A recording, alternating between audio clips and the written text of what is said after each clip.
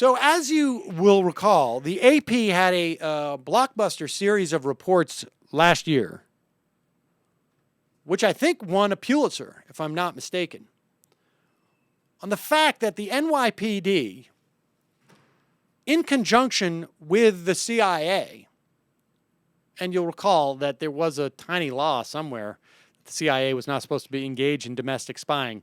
Well, they figured out how to get around that, apparently, which is just to send somebody who's on their payroll to also be on the payroll of the New York Police Department.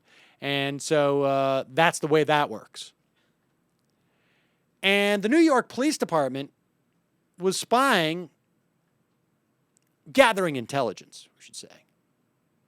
Not just in New York City, where they have jurisdiction, but in places like New Jersey and Connecticut. I think as far north as Maine, probably down in Florida and North Carolina. In fact, it seems like they were going anywhere overseas. And they were engaging not just in intelligence collection. Well, I guess if you want to speak about it in its broadest sense of the word, they were spying. And infiltrating things like Muslim student groups at colleges and universities. One of those universities was Rutgers University, which is in New Jersey. I have that right? And apparently, well, the New York Police Department claims that they weren't doing police work, so they were able to do this. I guess what they're spying is not spying. It's what they do in their free time. It's what they do in their free time. In February of this year, the NYPD's Deputy Commissioner for Legal Matters, Andrew Schaefer, told reporters that detectives can operate outside of New York because they aren't conducting official police duties.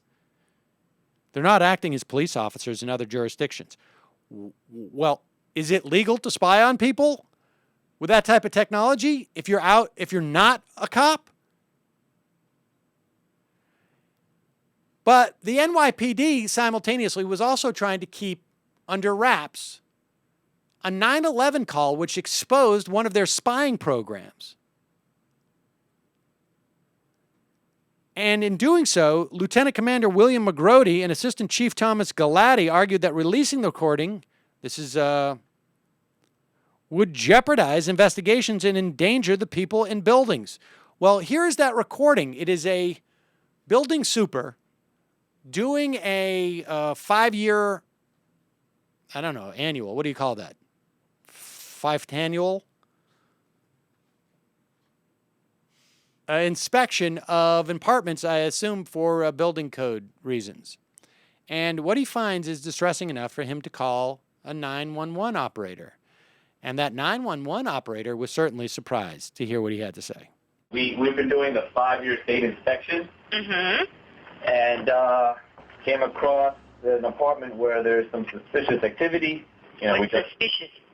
Suspicious in the sense that the apartment has no furniture except 2 beds, mm-hmm. has no clothing, has New York City Police Department radios. There's computers in there. There's computer hardware, software, just laying around. Uh-huh. There's pictures of terrorists. There's pictures of our neighboring buildings that they have. In New Brunswick? Yes. So you were inspecting the apartments for? We have our annual, our every 5-year state inspection for every apartment. Okay. So we notified all the residents that we'd be going into each unit. Okay. And that was about 2 weeks ago. And so we've been going through the building, unit by unit, and we came across this one apartment, number 1076, mm-hmm. and it had these serious items. But it doesn't seem like it's someone's in there, because we sent out a notice about 2 weeks ago that we're going to be doing a state inspection, uh-huh. and that notice was still hanging on the front door. Okay. I'm going to call. All right. Whoever's in the apartment, just tell them to get out, and I will speak to my supervisor, obviously. There you go. She's shocked, and he also doesn't know what the word is for a every 5-year inspection. Serve and protect and spy.